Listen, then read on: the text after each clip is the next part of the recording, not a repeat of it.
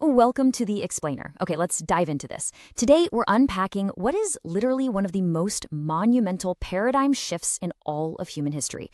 We're talking about a scientific revolution that completely rewired how we understand life itself. We're going to map out this vast, beautifully branching tree of biological history, trace the genesis of evolution, and really break down the elegant and undeniable mechanics of natural selection. Now, to truly appreciate this massive scientific leap, let's start with a really profound mystery. How old is the Earth, and how exactly did life get so incredibly diverse? Just imagine you're a scientist back in the 19th century, right? You look out your window, you observe endless varieties of birds, trees, insects, mammals, and you just want to know how it all came to be.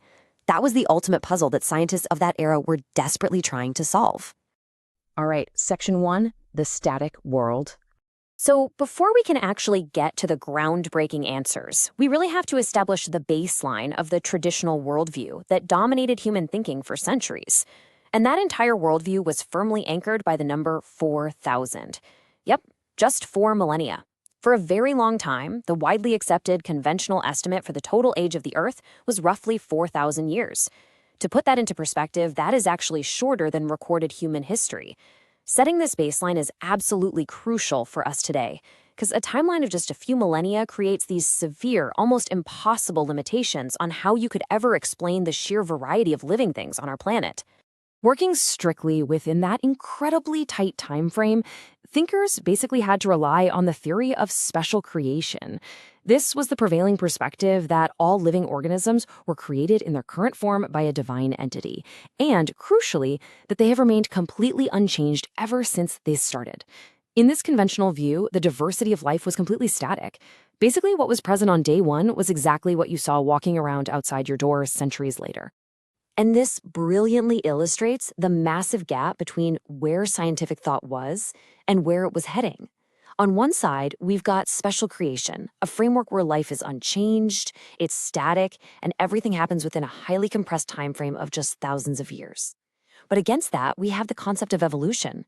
This is a framework where life is constantly changing, highly dynamic, and unfolding over these vast, almost unimaginable timescales. This wasn't just some minor update to biological models. It was a complete rewriting of reality. Which brings us to Section 2, the catalyst. So what actually sparked this massive rewriting of reality? How did the scientific community move from a completely static worldview to a dynamic one? Well, the spark really caught fire in the 19th century on a ship called the HMS Beagle, which was carrying a young Charles Darwin.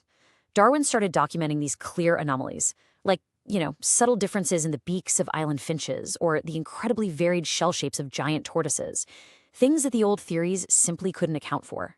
First, he saw striking similarities between living, breathing species and ancient fossilized life forms that had clearly died out. Second, he recognized that extinction wasn't a myth or some fluke. It was a deeply ingrained historical pattern.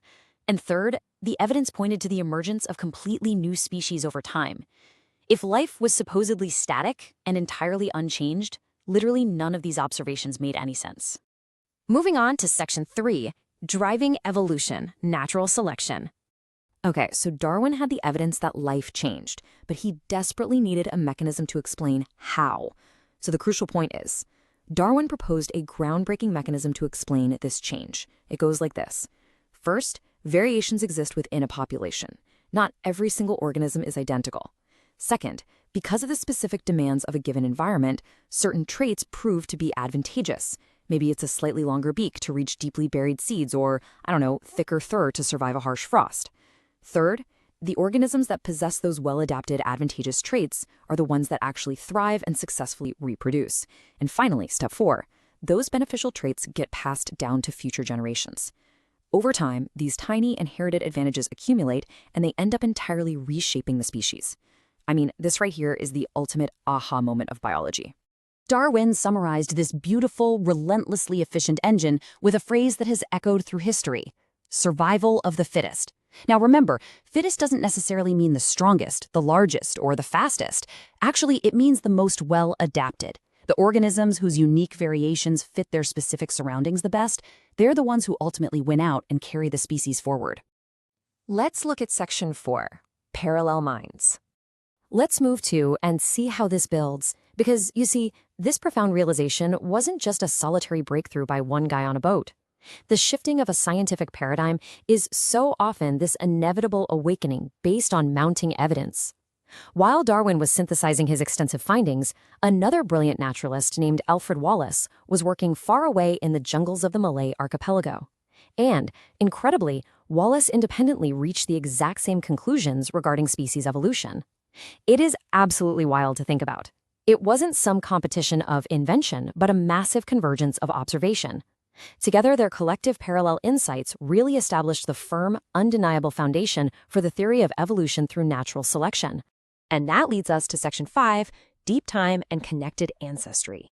But, for this biological engine to actually produce the astonishing, rich diversity of life we see today, there was one vital ingredient still required.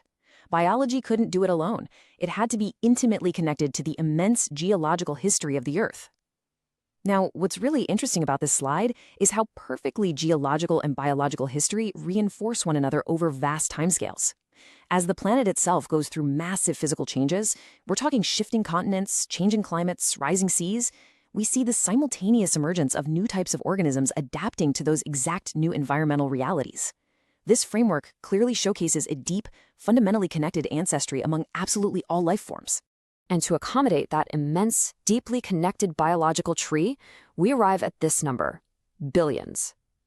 This represents the modern scientific understanding of the Earth's true age. When you contrast this with the traditional estimate of a mere 4,000 years that we started with, well, it completely crushes the old static view. Natural selection requires deep time. It needs a canvas of billions of years for those tiny generational variations to slowly paint the incredibly diverse world we actually inhabit.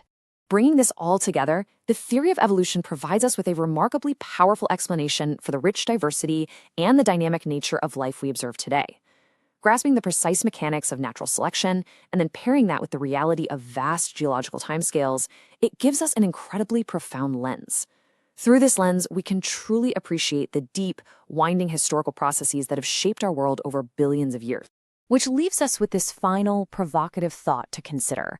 If the Earth is indeed billions of years old, and life is constantly, relentlessly adapting to its environment, how is the intricate tapestry of life changing around us right now? Evolution isn't just some history lesson, right? It is an ongoing, dynamic reality happening all around us at this very moment. Keep that in mind the next time you step outside and